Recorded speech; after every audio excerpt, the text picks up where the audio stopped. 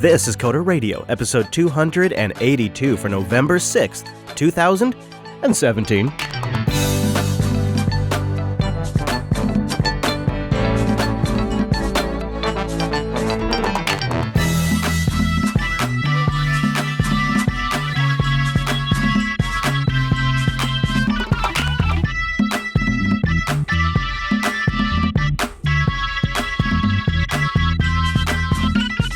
Hi everyone, and welcome to Coder Radio, Jupiter Broadcasting's weekly talk show taking a pragmatic look at the art and business of software development and its related technologies. This episode is brought to you by our two fine sponsors, DigitalOcean and Linux Academy. I'll tell you more about those great sponsors as this here show goes on. My name is Chris, and joining this week from the deep, deep south, down in Plant City, is Mr. Michael Dominic.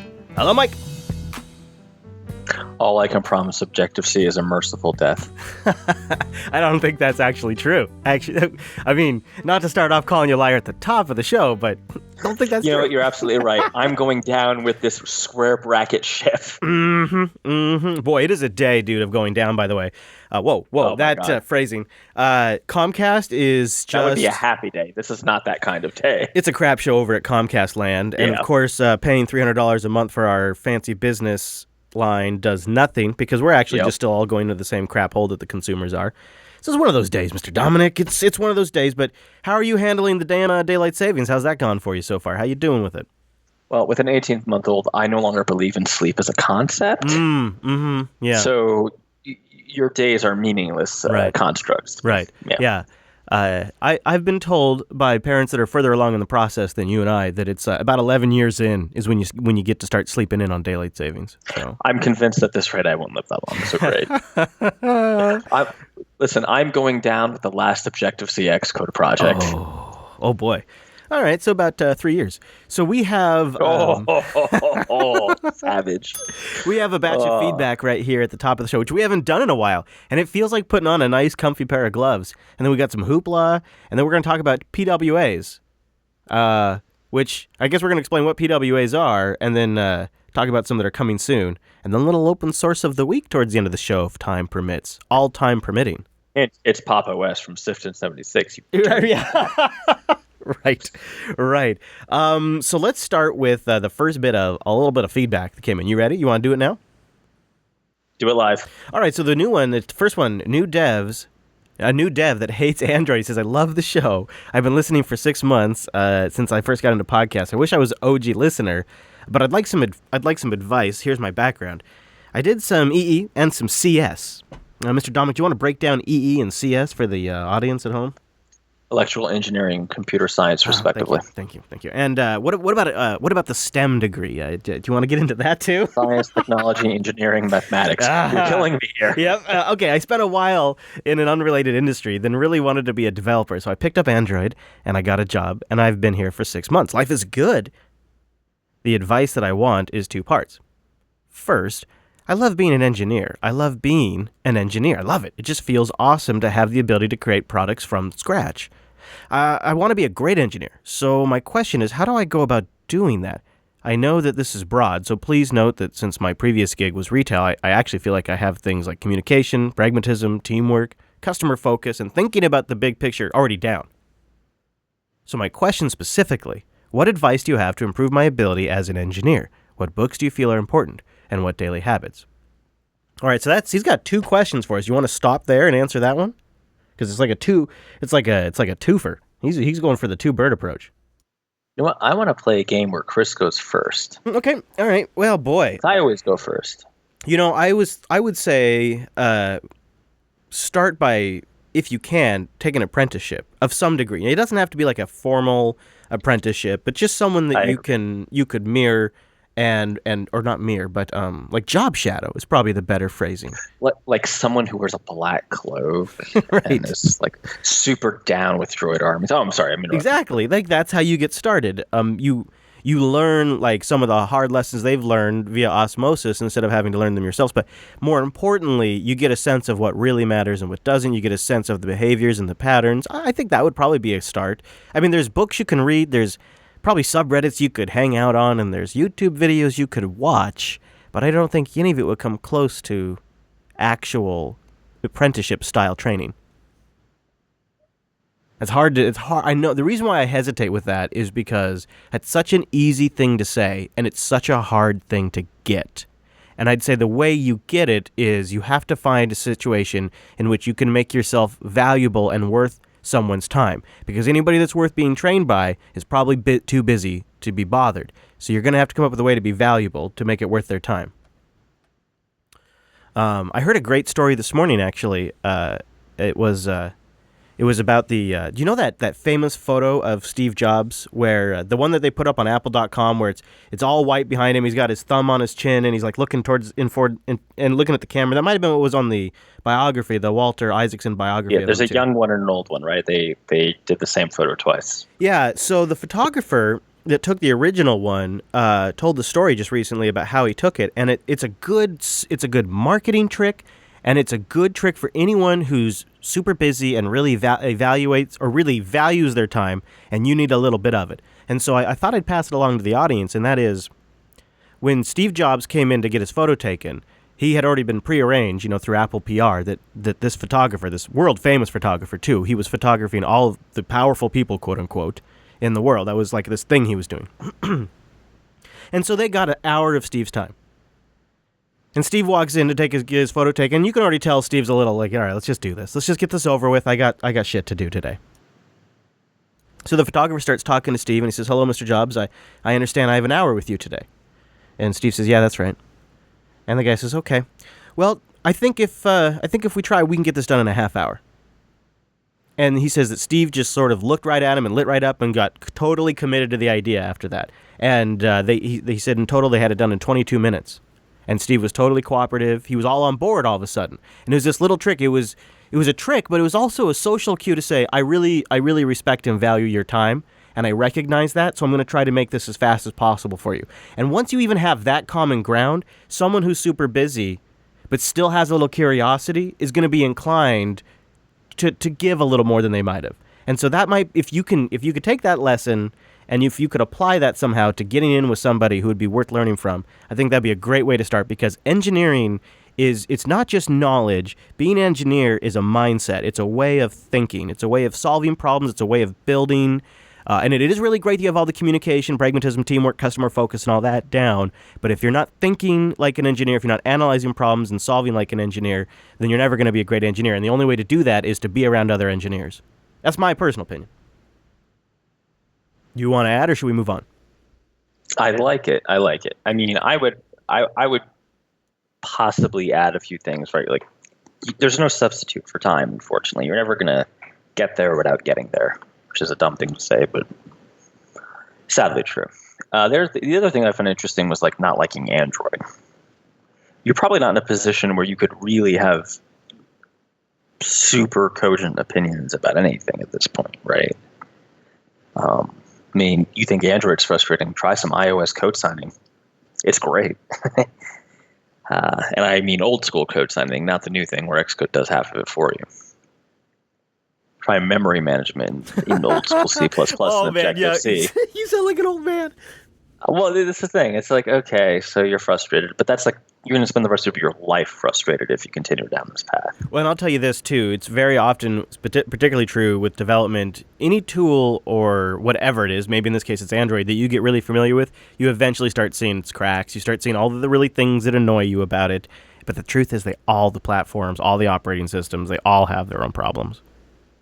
Right. They all suck in their own unique and amazing way. As Chris knows very well from using Linux all the time,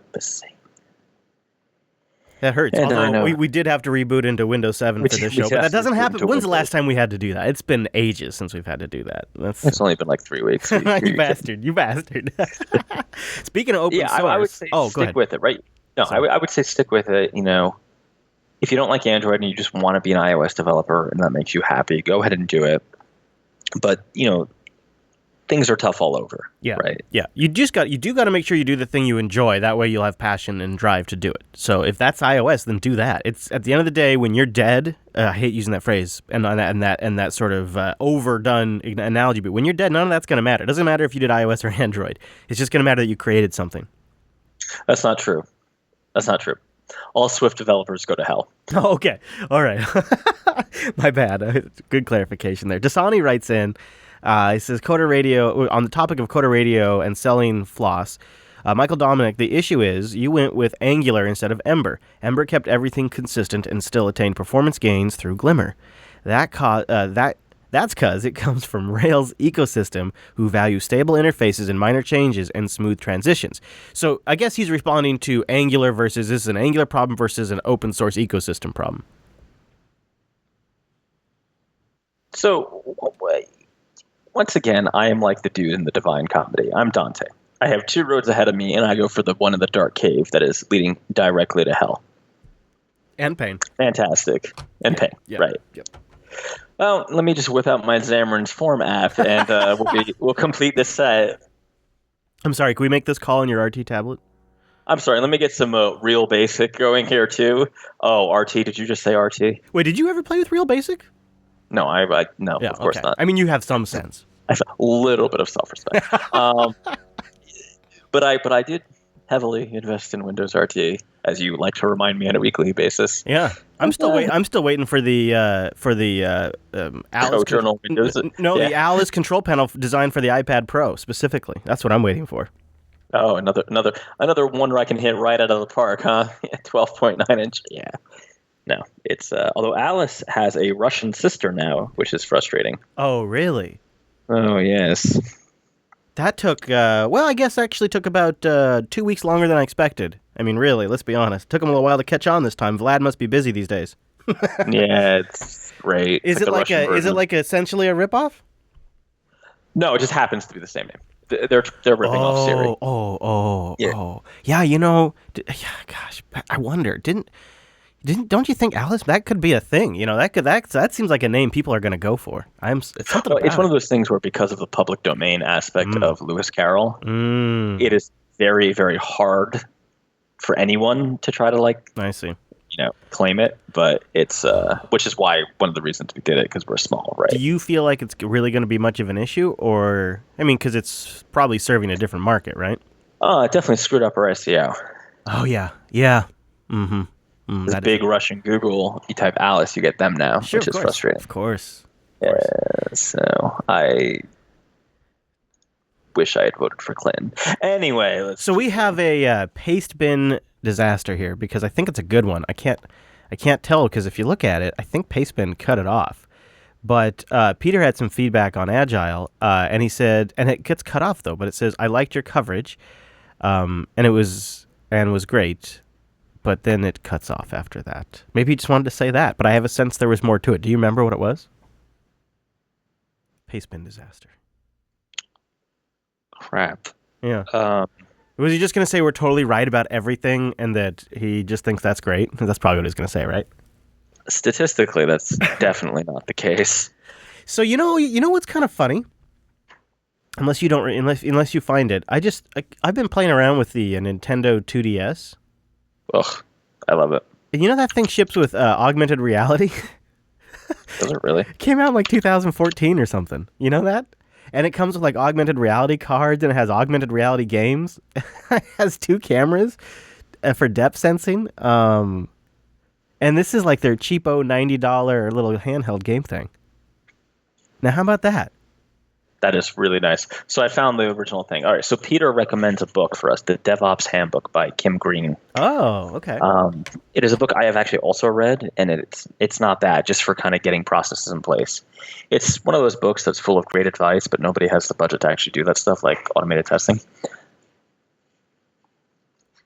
So yeah, thank you, Peter. I will toss a link to that in the show nizzles. Looks like it's $10 on Kindle, $20 paperback, or on Audible. It's on Audible too. Well, yeah, look at that. Jeez. That's the kind of thing you got to wonder how that would hold up in audio format. But I don't know.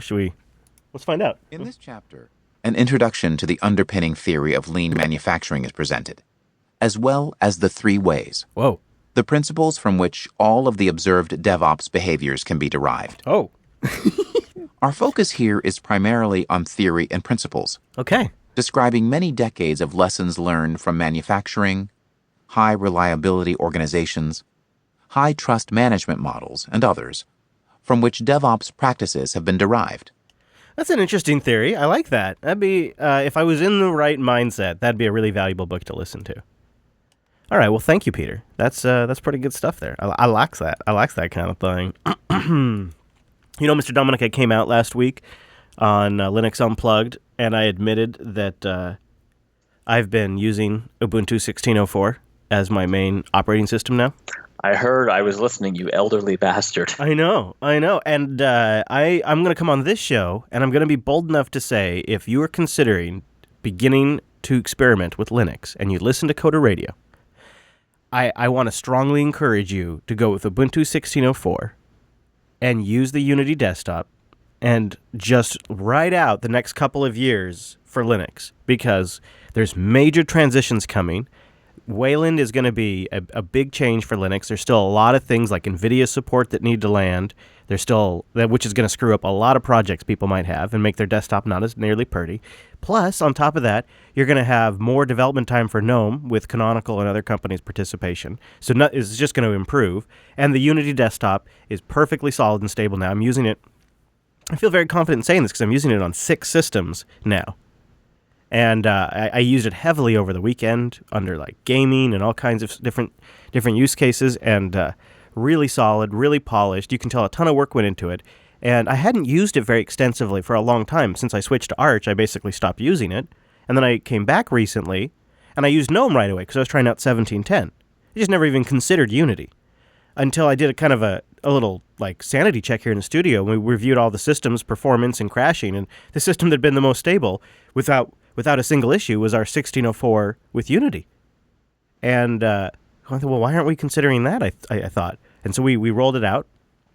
I've centralized the management of all of it in their landscape system, so it makes it super easy to install patches and do inventory for all of them. So if you have a few machines and that's things that you want, like if you have like a little inventory management system, like nothing major, this would be perfect. It could just replace that, which is what I'm going to do here at JB. Is I'm just going to use that for all of our inventory management for tax purposes and everything. It's great. So anyways, landscape I'm just giving that a full plug. And Mr. Dominic, if you get a point where you need to reload a system over there, because I noticed you're on the MacBook today, I want you to give it a consideration. I think it's a really great workstation OS. I agree that it is. 1604. Only because 1710's good, but 1604 has just been a rock. I'm still on Pop OS 1704, but 1604. Oh, Pop, yeah. Oh, yeah, okay. 17, yeah, which is effectively 17, yeah. 1710. No, 1704. Yeah. So why the Mac then today? Is everything working okay with the... No, I was just working in Xcode. Oh, okay. So there's no scandal. There's no scandal. All right. Well, then we move on. I've imparted my advice, but I wanted to particularly recommend it to the Coder Radio audience, because the Linux Unplugged audience, they're more going to be... I mean, there's a lot of crossover, but the people that listen to that show and don't listen to the show, I would imagine, are more like mainstream Linux enthusiasts that want to run the latest and greatest Plasma desktop or GNOME or Enlightenment or whatever it might be, whereas this audience might be more inclined to just want to build a workstation and not touch it for 5 years and just make stuff on it. And I think it's a great OS for that. And that's what I'm going to be doing. And I might hop to 1804 if it's looking great, and then just ride it for 5 years and let all of that desktop stuff settle itself out. Just settle itself out. In the meantime, you can settle yourself out over at Linux Academy. This is a great way to learn more at your own speed, and they can help you set goals and set time frames, and they can work with you when you're crazy busy. It's a platform to learn more about Linux and every single thing around Linux. DevOps topics, Openstack, big Openstack news this week. You can get started at Linux Academy. They have really great, I gotta say, I've never seen better courseware on AWS. The best AWS courseware I've ever seen. An Azure courseware that, for what I need, really helped me learn the basics. I'm not like an Azure expert, so I haven't sort of shopped as much with that, but I was really impressed with the Azure stuff as well. linuxacademy.com/coders. That's where you go to get hands-on labs, scenario-based trainings. Ooh, think about that. It gives you real experience. So that way when you go do the stuff in production, you know what the hell you're doing. And talk about the engineer's mindset. Actually try it first before you go implement it. Instructor mentoring, like real human beings that can help you if you ever get stuck. They have stuff you can download offline if you're going to have Comcast issues like I've been having all day, including iOS and Android apps and a course scheduler. And the flashcard system is pretty great because if you're getting ready for a certification exam, you can use this flashcard system that gets modified and improved by the community as they go test and come back. So it's really a good resource. And then they have public profiles where you can document the work you've done to show an employer or a potential client or for your resume. linuxacademy.com/coders. Go there, support the show, and sign up for a free 7-day trial. linuxacademy.com/coders. You know what? And thank you to Linux Academy very, very much for sponsoring this here Coder Radio program. Coder Radio, or I should say linuxacademy.com/coders. Okay, so we have... Wow, that's quite the headline. I just read it for the first time because I don't think that matched what you had in the doc. You fired your top talent, and I hope you're happy. I'm sorry, but that makes me laugh. What's this about? Yes, so we had an article or post or whatever in the show about a month ago or a few weeks ago where a startup was extolling the virtues of firing your top developer. Yeah, or your A team, or is that what they called them? No, your rock star developers or something like how they something like that. Yeah, fire your runner, whatever. And, it's always easy to get one side of the story and see things one way. And then if you get a different perspective, perhaps things aren't nearly as cut and dry. Oh, yeah. Is this actually connected to the original story? So this person does not claim to be connected to the original story. Okay. But I love it. I have a conspiracy theory that there's some connection. You're frying your own bacon on this one. I think it's great. Right. Yeah, I'm frying some Florida bacon. It's actually from an alligator bacon. Ooh, I bet that's awful, actually, but interesting. Actually, alligator deep fried. It's like popcorn chicken's really good, I don't mind. I don't mind a little alligator at all. A little alligator gumbo. No, but I'm just thinking. What makes bacon good is fat. And if that's true. The alligator is a very lean sort of individual. Yeah. Yeah. Yeah. So there's so much here and so little time. Let's just do the highlights. So this is kind of a rebuttal, right? What could have possibly caused the person who, was fired to become the way they were? And frankly, I see a lot of myself in this on all sides of the equation, right? It's really easy to just punt things to your senior dude. It's okay, well, you handle this now, right? Great, here you go. And just assume it's going to be fixed, right? Assume whatever it is, right? The project, the bug, whatever. And I don't want to be too over dramatic, but the image you got from the original post was, this guy became a jerk, and so they fired him. And the image you get from this rebuttal is the managers were basically Nero watching Rome burn, but didn't realize it because this guy was putting out enough fires for them, right? Now, the truth is probably somewhere in the middle. If you read the comments of this, it is definitely the responsibility of someone who's at a senior or director level to say something when processes aren't working. And I don't think it's necessarily fair to crucify the management and say, well, you didn't know. Well, really, that's not management's. And this is something I've had to learn myself. It's really not the job, right, to be in the middle of the details of every project. It's more your job to deal with relationships and sales and all that kind of fun happy marketing crap. But on the other hand, you have to have some basic summary of what's going on, right? The way, and this is a challenge I currently have. I'm trying not to be down in the tickets, right? I'm trying to be, but I do need a summary that makes sense should someone call me and ask me a question. Does that track so far? Yep, and I like this quote here, I think what you're trying to get to is there's two sides of this story, and sometimes the environment can create that rock star, they are a product of their environment in a sense. If you have someone that everyone goes to, they have a quote here: anytime anyone had a question about code or needed help with a task, they'd go to Rick. Rick had a giant whiteboard installed in his office, and he used it only for this purpose. And it always was cluttered with ghosts of past discussions that wouldn't quite erase. Anytime there was a particularly challenging problem, Rick would handle it. And that's sort of probably where it starts, right there. Which, is a product that then creates that very product, because the structure of the structure of the company sort of creates that issue.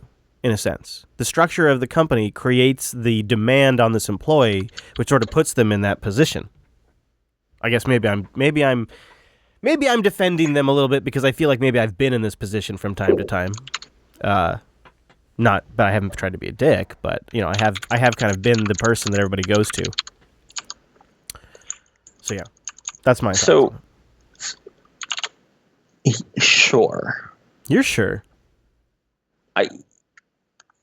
More and more, I'm unsympathetic to see. Like, okay, the original one wants you to be like, look how awesome we are. We're making a more egalitarian environment, and like ultimately that doesn't matter, right? And then this one's like, look how horrible these guys are. They're abusing their top developer. That also doesn't matter, right? Because if he's so senior and so good, he could just walk at any point. There's very little you can do about that. Okay. Well, what I see here is just like there are no good guys in the story. The way it's been kind of reported, right? The managers are very detached, and I would say overly detached. And this developer does sound like, from both accounts, a little bit of a prima donna, right? Like he wants things down to the details his way, which is a common character flaw in people in our industry. It is. And here's the thing. So here's another thing. So here's another quote. Soon Rick stopped attending meetings. Rick didn't have time for meetings anymore because there was too much to code. Rick closed his door. His whiteboard lay unused. Rick no longer had time to train anyone because he had too much to solve on his own.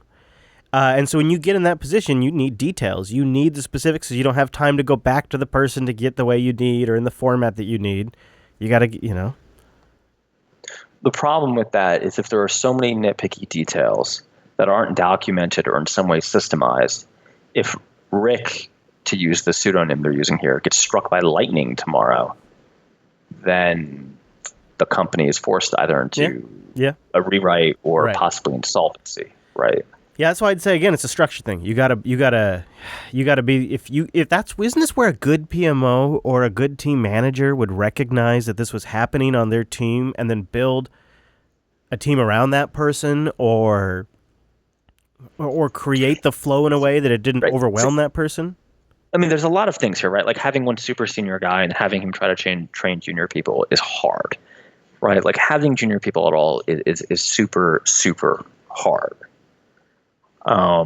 He points out, in fact, I just scrolled down a little bit further. Management never came in and demanded that Rick take a step back and start documenting anything.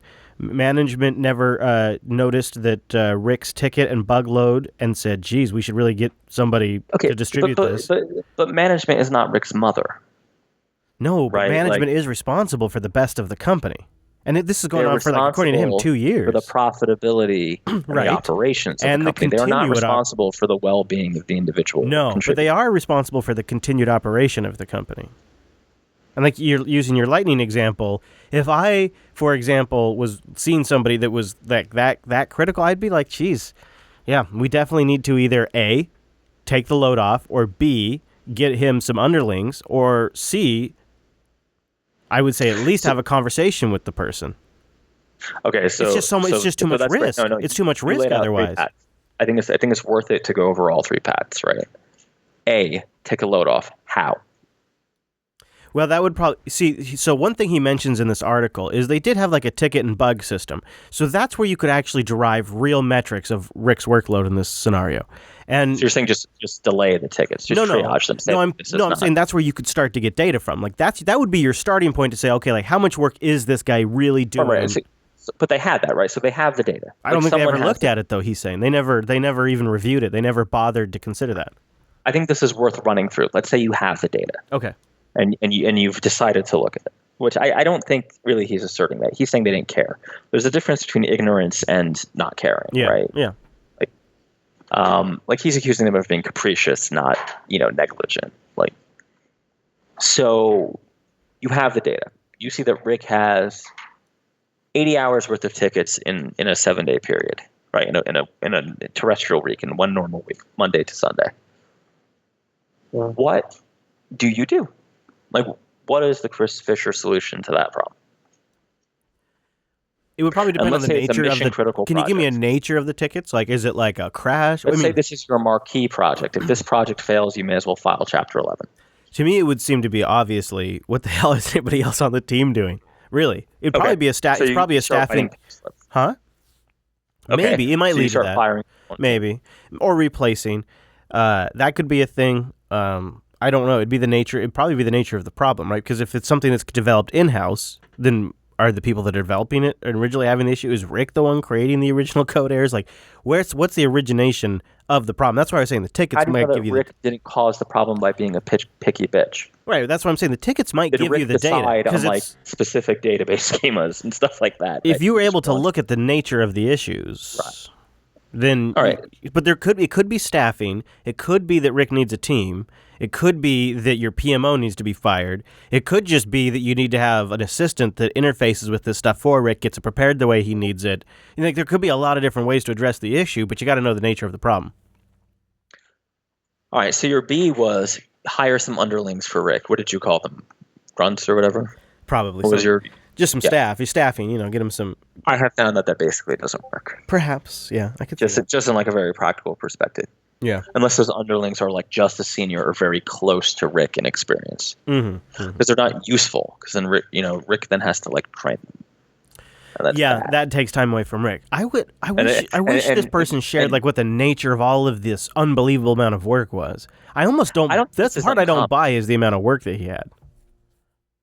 Because where's the personal responsibility to say, hey, that's too much? I still think 2 years in, Right, I think it was there's a level failure of of personal management. responsibility. I think Right. in 2 years, it's failure of management. But 6 months in, this guy should have been raising red flags. He stopped going to meetings. That might have been the time to say, hey, this is beyond what I can handle anymore. It's almost like his own pride prevented him from asking for the help that A he more needed. useful thing would be to go to the meetings and just bitch incessantly. Yeah, Right? Like, yeah. Just like don't be nice. Like drop all pretense of politeness. Like just like this will not get done. See, I think deferred responsibility and the need to drive profit and keep the cost down does sort of inherently create this person in a company because the structures are right for it, because nobody's going to take responsibility for this guy's behavior. This guy himself has got too much pride to say anything. Plus, there's a certain social advantage to being that rock star character in a company. And it's cheaper to have this one guy doing all of that work than hiring 3 or 4 people to do that work. So I would argue that the managers of the company made a deal with the devil, and the devil's name is Rick, actually. Yeah, and they got Rick 2 years. has so much ownership of this project, so much domain knowledge that only Rick can do the work now. Yeah, that is a thing. I have seen that a lot. The managers have no way to rein Rick in, even for Rick's own good, right? Because if Rick up and quits, they're sunk. Yep. Yeah, this happens so much. This happens in development. This happens in system building. This is a real thing. People build a palace, and then they're the only ones that can maintain it. And they get basically contract work for the rest of that business's existence. I have worked in many places where the IT guy quit, and then the company there had a contract with the person because, he hand wrote the thing. Even like firewalls, entire firewalls that are custom homebrew implementations that handle VPNs and antivirus updates that only this person created, their white box machines, and now they did it while they're there as an IT, and now they're paying them every single month. It's a real problem. They can't get off of it. Nope. Right. It's this deal with the devil because the business runs around it, and it's just so like in a lot of ways, Rick is doing whatever Rick wants to, right? Like this guy wrote this post and is like trying to be Rick's hero, but Rick could just say this can't get done. Rick says he got played like a fiddle. Said he got burned out. You say that after the fact, right? Everybody's the hero of their own story. Rick's now damaged goods. His ass has been kicked to the curb, and he's just left ashamed. That original article really hurt his feelings because they said it was the best decision they ever made, but at the end of the day, they lost someone with tons of domain-specific knowledge, someone who worked with clients to prototype the requirements they desired, and ended up being forced to ship an inferior product with even more of pushback as they reinvented Rick's work, complaining about the shitty code. All the while, they remained totally obvious to the burdens this man was bearing to keep it all together. Whoa. Holy shit. Yeah. The problem is these people take their work way too seriously. That's really the problem. People need to go on a hike. That's what's up. People need to go out and go in the Pacific Northwest and go for a hike for a good solid 2 hours and just relax a little bit. Jesus. I mean, this guy's created a whole hallucination to explain the strifes that he went through. This is the strife of his era now. This is really intense. I don't know. I mean, you see, you're much more like forgiving here than I am. I think. You think this guy's a full-on psychopath? I think everybody's just like operating on their incentives, right? Always, yeah. And then you And the problem is, like, retroactively justify it by making up. Rick's incentives are just like stupid, and he just like wants to be a prima donna. Really, Right. like. But the company's incentive, the management's incentive, is obviously like not to go bankrupt. I mean, yeah, exactly. And not to Yeah. psychoanalyze this guy, but I mean, he may be a bit of a dick, and then he may be retroactively justifying what he did to himself, so that way he comes out to be a good guy in the story. It's a possibility. It's also Well, it doesn't matter, right? I mean, I think there like is value in this because there is a real problem that keeps happening in organizations. So I just want to touch on my experience just really briefly, because I have absolutely been several times over in the position where I was the person that had the absolute domain knowledge about how something was built or how all the applications connected together, or just all these different little esoteric things that always required my consultation for new vendor application setups or any kind of really anything. I mean, anybody who's worked in this industry for a while understands what I'm talking about. I don't need to go on. And I felt a real like sure shit responsibility to like not screw that up, to not screw the company up, to constantly try to make it in a way that didn't require my existence. And I didn't always succeed at it because it's just a lot of work. And, the thing is, it always made it harder to quit too. It always made it harder to quit. And that was always the thing, is then I got strapped with this guilt about quitting every single time I had to quit. And it always meant I conceded too much on my exit, on how long I'd make myself available and how much training I do for, pro bono and all that stuff. Because I felt guilty about not properly documenting, even though I had every intention to do it. So I do have some compassion for this guy, I guess. But yeah, I think your assessment's probably fair. Oh, good. TechCrunch. Let's go to this one. Why the end of the startup era could be great for entrepreneurs. Oh boy, I could see this. 3 prominent tech thinkers recently declared the end of the startup era, which we covered recently here on the show, and then questioned the future of tech innovation generally, and heralded the rise of the Fightful Five, which is Apple, Amazon, Facebook, and Google and Microsoft, who will dominate the future of tech. All of the posts make credible arguments, but ignore how consolidation could go good, even great, for startups. So what grabbed you about this? It's actually insane. Oh, okay. So the whole premise of this is like, because the big five are just buying up companies, that you can like totally structure your startup to be sold to them. So this is a real thing that's just even getting more bananas than ever. I just watched a YouTube video last night with Casey Neistat, and I can't remember the guy that he co-founded Beam with. And the interview specifically had several questions around, what's your best strategy to structure your company so it can get acquired eventually? What should your time frame be longer than 6 months? Should it be 2 years? And then how do you begin talking about selling your company without saying you're going to sell your company because you don't want to undervalue it? So how do you basically lie to potential purchasers and make it look like you're trying to raise funds when you're really looking to sell the company? Like, this is all things that are like becoming common sales tactics almost for these companies. Like, they have people that are dedicated to working with them to sell their company, and they start working with them from the beginning.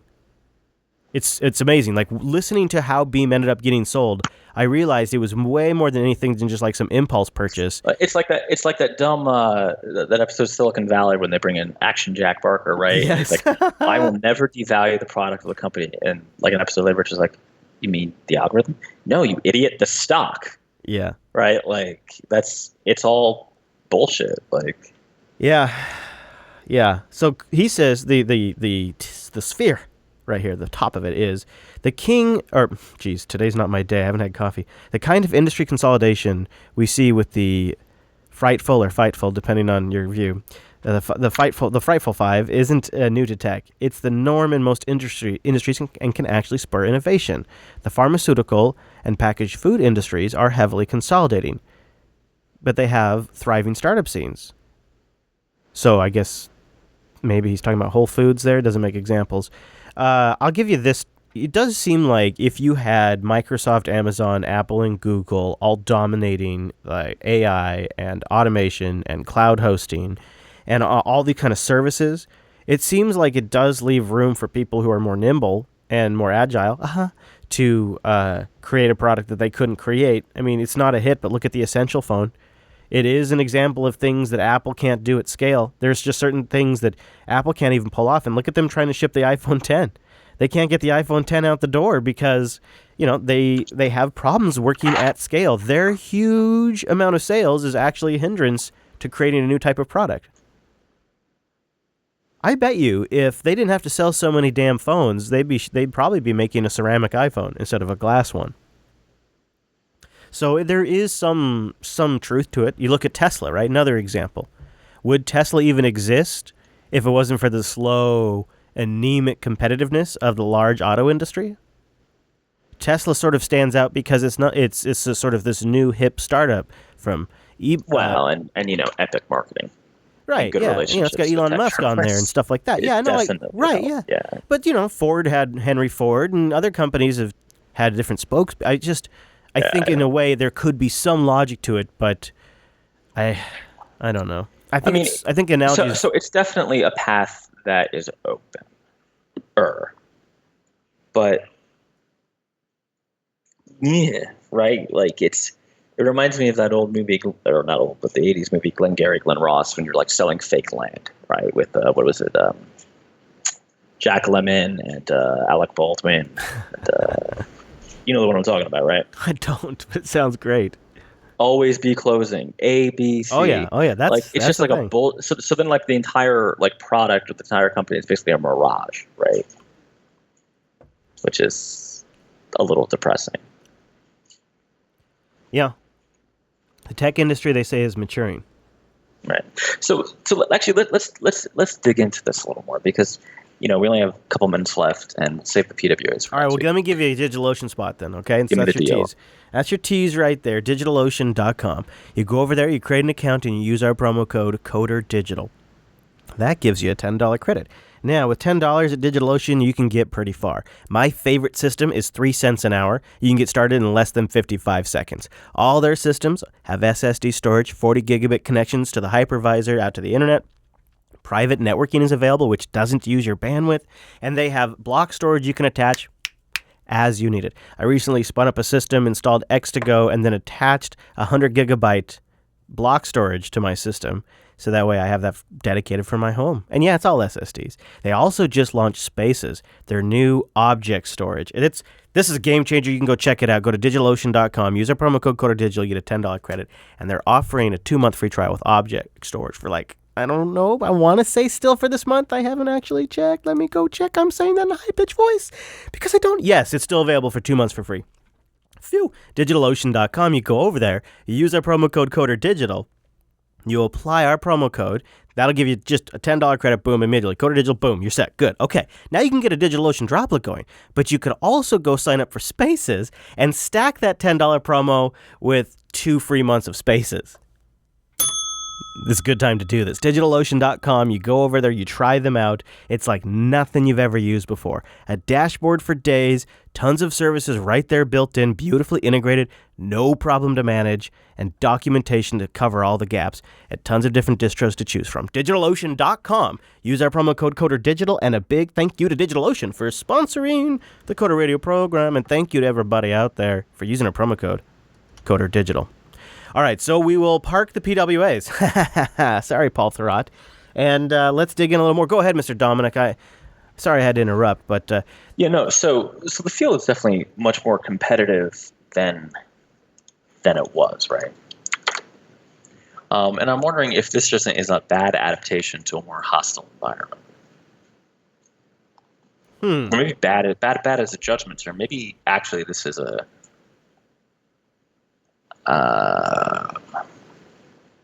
unfortunate adaptation, a necessary adaptation.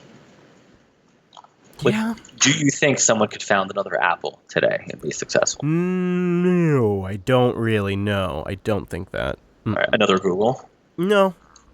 Facebook? Maybe there might be a crack there. I think it's gonna have to be a different category of products again. We're gonna have these are gonna be your GMs and your companies that just stick around forever. Okay, but there's a big difference here, right? If you wanted to open a car company, you didn't have to build your car company on GM's infrastructure. I think there's a pernicious kind of dependency any new startups will have on one of these five. Yeah. That you have a new dependency, but you also have a reduction in overhead at the same time. Right. I mean, you and I have talked about before the difference between spinning up a droplet or going and racking a system. Right. That is definitely true. But there's more than just like droplets, right? There's app stores. There's, sure. Some of the more custom modules on AWS aren't just like running a VPS. I don't see. I think there's something different about this, and then everybody thinks that their time is different, and I get it, but I think there are more barriers upward than there were before. I can see I can see where you're coming from, and then the thing that I can't stop thinking about either is how the internet itself is becoming more commercialized in the sense that you have more and more consolidation in the U.S. of ISPs, and you have larger and larger monopolies controlling the internet who have multiple interests that conflict oftentimes, and then you have the shadow of what's going to happen with net neutrality and how that's going to affect the market, which could just change everything too. So it feels like things are not going in a direction that is conducive to the independent shop. Well, I would even take it further, like, in the 70s, IBM didn't even care about Apple, so much so that they passed, right? They could have owned it. Yeah. Because Wozniak worked for them.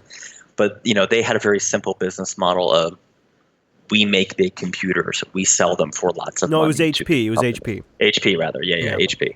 Yeah. And now that is like, the only people who have that very simple business model are little companies like mine, right? Yours, you sell ads and I sell development services and a bot license. Like, other than that, the bigger company's model is actually not a direct sale, right? In most cases, it's not, they're not hiring a bunch of, high, commission sales. They're not competing in the traditional way. They're just owning the roads in a lot of ways. They're collecting tolls, right? The economic term for this would be rent seeking, right? Yeah, they're reoccurring revenue. They're all about reoccurring revenue. In fact, did you see the stat from Apple's incredible financials that they make more on services now than they do like several of their products combined, including iPad and accessories and some other like actual reasonable actual physical goods. Now they make more money from services. It's all about that recurring revenue, don't you think? It's got to be. I mean, that's what Microsoft's all about. That's what Google's all about. I think that's what all of this renting the product is about. And smaller businesses don't really have something to rent like that. They don't have, because these guys are making a ton of money because they get in the position where you depend on their services. So it becomes essentially to you like infrastructure. It could be more pernicious than that. It can actually be, and I think that's what the folks at the TechCrunch article is about, is doing. They could say, and that is a really good idea, but you know what? That would be a great feature of insert our platform here, right? Like Windows. And we will either buy you, or if you don't allow us to buy you, well, we can do what took you a year to do in 2 months because we have lots of money and lots of manpower. Oh, right. And we get the benefit of basically just cloning what you did. Right. And it doesn't even have to be as good. It's just because if it's built in and it's default, you're pretty much good to go. One painful lesson I recently learned is that like inbound marketing is a rich man's game. Like really, it is very hard and really not cost effective in my experience for a small company to work in the inbound marketing field in terms of like trying to generate business that way. Because it is one of those things where you have to like let it run for 6 to 9 months. So yeah, go ahead. Well, I mean, okay. So since we got to wrap here in a second, I wanted to just wrap the whole thing with: do you think this is all doom and gloom, or is this not just the way it's always been for the independent worker? Well, it's sit back, constantly analyze the market, and then find the groove that you can probably dig out a little traction in and just go for that. Isn't that what it is? It's not I really mean, like nothing ends, right? So I think it's just another cycle. yeah. But I think we are going to be a long ways away from another, like Cambrian explosion of little companies that become big. Yeah, we're a long ways away from Like another you and I will smartphone be tired, revolution. we're dead. Really, like for the rest of our lifetime, the best we can do is be SMBs, small, unless we sell. Really, Yeah. that is as far as we're going to go because it's just not possible. Even I did my little tour of talking to VCs a few months ago. They all want to know: are you targeting one of the big to sell to? Like that is the strategy now. So the goal now is like 50-person medium business kind of SMB. Lifestyle business would be I don't need to sell and I don't need to be huge. I just want to be able to do what I do and not be suffering. Like I could be wrong, but if we were going to see an explosion in let's say AR companies, we would have. Oh, but then ARKit came out and strongly devalued that market, right? Perhaps. I don't know. We'll see. I hope I'm wrong, but I'm only wrong about positive things. So. Well, in the meantime, where can people keep track of you online between shows? At Dumanuko on Twitter. There you go. And go check out the Mad Botter, right? I mean, come on, give a plug. Yeah, at the Mad Botter Inc. on Twitter. Boom. Go check me out on the Twitter. I'm at Chris LAS. The network's at Jupiter Signal. Our live time is Mondays. It's noon Pacific, 3 p.m. Eastern. You can find that posted at jupiterbroadcasting.com/calendar. You can also go to our new Discord channel, discord.me/JupiterColony for the chat link, and then check out the new dedicated Coda Radio channel in there. We're going to use that for our live show. So if you're watching the video and you see a link scroll by, or you hear us reference something in the chat room after the show now, you can go back in between episodes and see the backlog. So that's a new dedicated Coda Radio channel in there. Pretty cool. Thank you for joining us so much on this week's episode of the Coda Radio program, and we'll see you right back here next week.